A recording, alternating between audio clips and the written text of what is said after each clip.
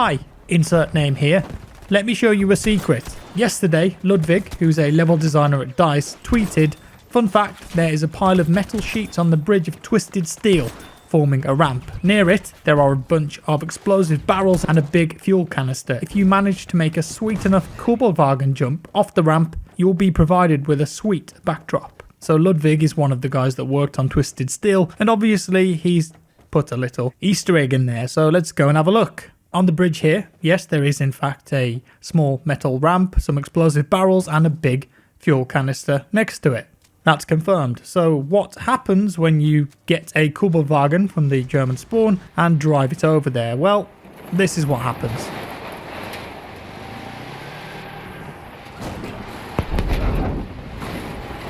So if you hit the ramp at the right angle and speed, nice little jump, and it creates like a mini mushroom cloud explosion behind you. It's kind of cool. You don't get anything for this, it's just a cool little Easter egg that you can maybe show your mates next time Twisted Steel comes up. So there we go. Anyways, onto the M2 Carbine. It's a bit mad, isn't it?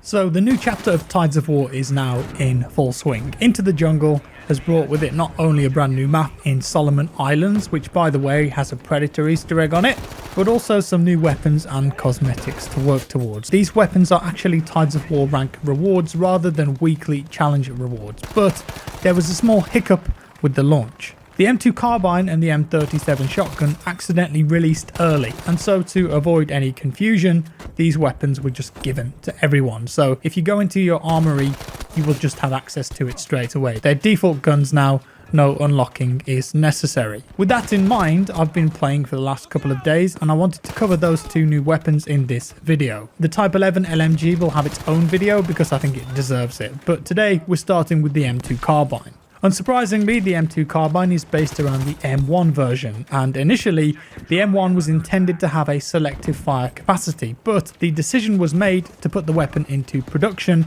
minus that feature, and as such fully automatic fire was incorporated into the design of the M2. And the goal of this gun was to be an improved and more importantly select fire version of the M1. Despite very much being in demand though, very few M2 carbines actually saw use during the Second World War.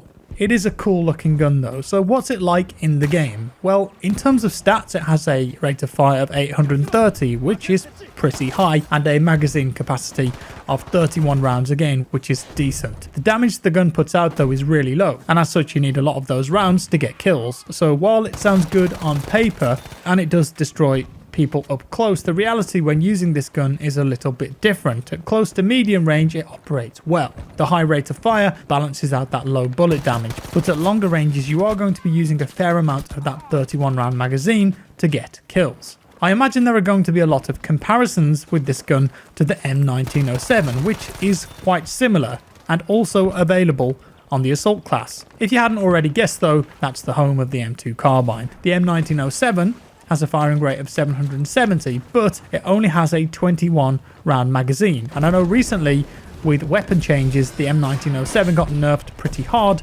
before finally being tweaked, but even still I can't help but feel that the M2 is maybe just a slightly worse version of the M1907 dressed up as something better. If you were looking at the in-game stats and saw a slightly better rate of fire and more capacity, I think you would logically go, oh, maybe this is just a better choice, but I'm not convinced it actually is in practice. The more I play with this gun, the M2, and the more I think about it, I can't help but feel that perhaps this was a weapon that would have been way more suited to the 5.2 Battlefield patch rather than the new balance changes. That's not to say it's terrible or anything, despite me perhaps making it sound that way. The gun is fun to use, it sounds amazing, and you can do some real damage up close. It essentially has very little recoil too, so you can throw on a close range scope or even a 3 times and have a great time with it. The town area around the sea flag on Solomon Islands is a good playground for it. That being said, I think there are better options overall for both long and close range combat. It's not that the M2 is utterly terrible, it's just that I think there are better options in the game.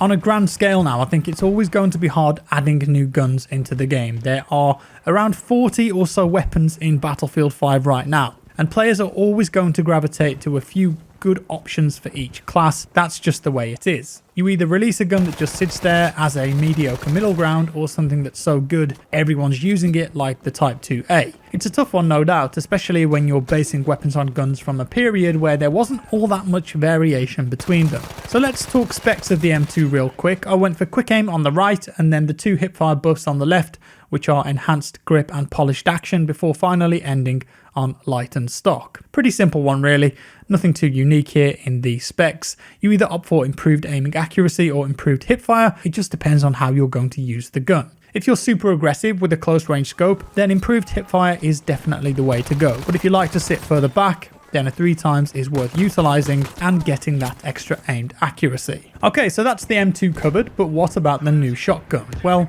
let me start by saying shotguns are, well, they're shotguns. I can't say I get that excited for a shotgun in any game personally, unless it's Doom, but I'm pretty sure there are players who use them regularly. The last one that I used regularly in a Battlefield game was either the drilling in BF5 or the hunter in BF1. I know I can hear people silently judging me, but come on, everyone loved to use the hunter on Argonne Forest. With that in mind, I thought the Model 37 would be a good shout for another jungle map, Solomon Islands. One thing I found out though is that it wasn't quite as good on this map as I thought it would be. Sure, there are some tight areas with close range engagements, but there are also quite a few areas too that are relatively open, and so there were times that I was quite frustrated using a shotgun. In terms of weapon stats, there really isn't anything that you wouldn't expect here. It's got a 150 round per minute rate of fire with a 5 round capacity. For comparison, the M1897 shotgun has a default rate of fire of 100 going up to 120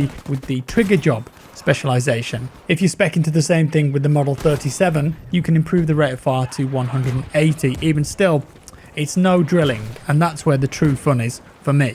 That being said, I did have some fun with this gun, and when you place yourself well and try to play to the shotgun's strengths, as you always should, you can always get some nice kills with it. And you can add an internal choke or heavy load, which gives it a heavier buckshot via these specializations to improve how the gun works depending on the range that you're using it at. I think it's the sort of gun that would be right at home on the inside of Operation Underground, but in terms of it being unique and interesting, not so much. It's just a generic looking shotgun that doesn't really look or behave any different than what came before it. Not much you can do though with a shotgun, to be fair. In terms of specs, I wanted to get that improved rate of fire, so I first went for penetrating shots, which allows the shots to penetrate soldiers, and then the bayonet, which I'll never use, but after that was the trigger job spec to get the improved rate of fire, so it was just a means to an end, and then I opted for heavy load rather than the choke as the last spec. The only other gun that we've got in this Tides of War is the Type 11 LMG. It's coming soon,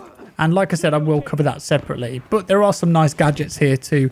I've been playing a bit with the bazooka. It's kind of cool, but the lunge mine is in the game now, and I'm having a great time with that. There's been plenty of fun moments there. I might do like a dedicated video on the lunge mine, we'll have to see. But if you want to get that lunge mine unlocked really quick, you can just do this week's Tides of War challenge. It only grants you a rank skip, but the chapter points that you get from doing all of those will easily get you to rank 5 and beyond. And finishing off today, back to some Easter egg stuff. Nicholas Astrand, who's put a couple of other Easter eggs in the game before, has tweeted, "There's something out there waiting for us and it ain't no player.